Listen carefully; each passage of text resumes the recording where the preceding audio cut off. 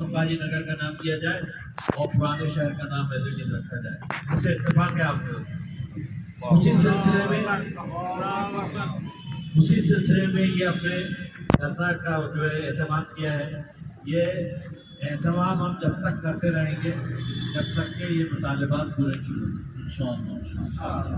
आप लोगों से गुजारिश है कि अगर आप इसमें जिस हद तक भी ताउन कर सकते हो ताउन कीजिए और हमारे साथ बैठिए, क्योंकि जब तक आवाज़ मजबूती के साथ लगाई नहीं जाएगी, पैरों कानों तक सुनाई नहीं देगी, वहाँ तक आवाज़ को पहुँचाना ज़रूरी है। उसमें सब लोगों का साथ ज़रूरी है। और हम जो आज यहाँ बैठे हैं इंशाल्लाह धीरे धीरे इस मूवमेंट को हम बनाएंगे और सिर्फ ये नहीं कि औरंगाबाद बल्कि अतराफ के डिस्ट्रिक्ट में भी हम जाएंगे और डिस्ट्रिक्ट तक भी अपनी आवाज़ को पहुँचाएंगे और मुतालबात को वहाँ पर भी लोगों को खड़ा करेंगे।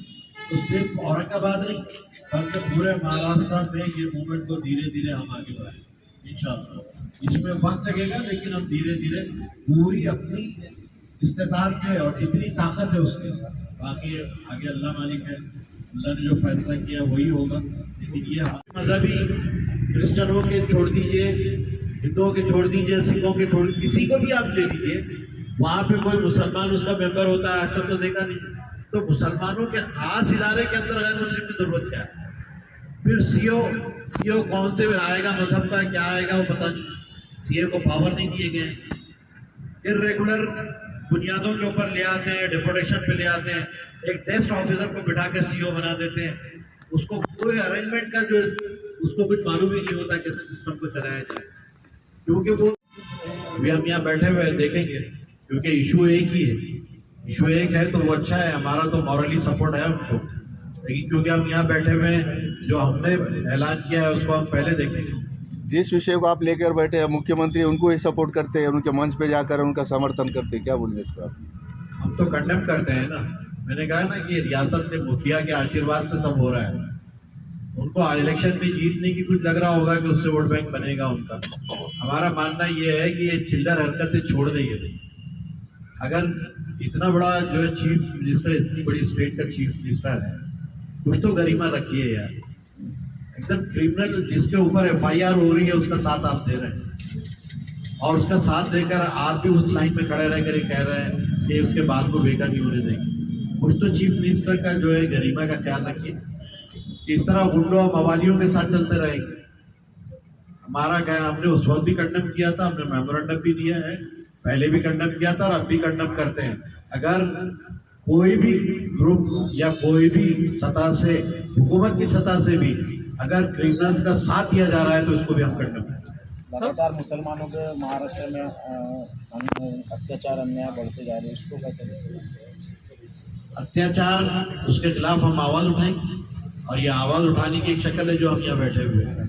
अत्याचार की किसी भी शक्ल को हम बर्दाश्त करना नहीं चाहते, बहुत हो गया है।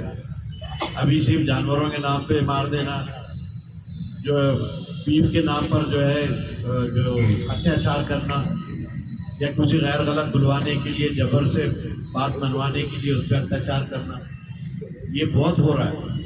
अब उसके बाद भी हमको तो खड़े होना पड़ेगा ना, कि हम इसी तरफ पिटते रहेंगे।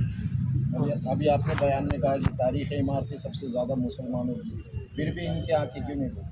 क्या होता है? वो ये देखिए, असल में कैसा है कि थोड़े दिन मैं कह रहा हूँ ना कि मुगलों की हुकूमत 350 साल थी यहाँ, 350 साल। किसी भी खानदान ने इतनी हुकूमत नहीं की है भारत, लेकिन उनके वंश कहाँ मिलते हैं? कलकत्ता के अंदर चाय बेच रहे हैं।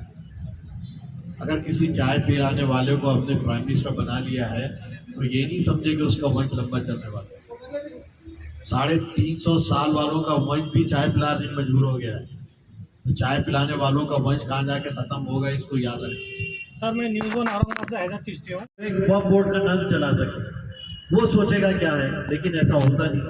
तो जो इरेगुलरिटीज है वो तो दूर आप करना नहीं चाहते, उसको बर्बाद करने का आपने मंसूबा बना रखा है कि उसमें गैर मुस्लिम डाला जाए, उसमें ये डाला जाए, उसमें वो डाला जाए, और इस तरह जो बची कुची प्रॉपर्टीज हैं वो भी आप जो है हजम करना चाहते हैं। इससे तो इस बात का पता चलता है। तकरीबन 44 पैराग्राफ है जो चेंज किए जा रहे हैं पिछले लॉ में, जिसमें से 145 अमेंडमेंट्स हैं। 145 अमेंडमेंट गवर्नमेंट करना चाहती है। वक्फ बिल के अंदर।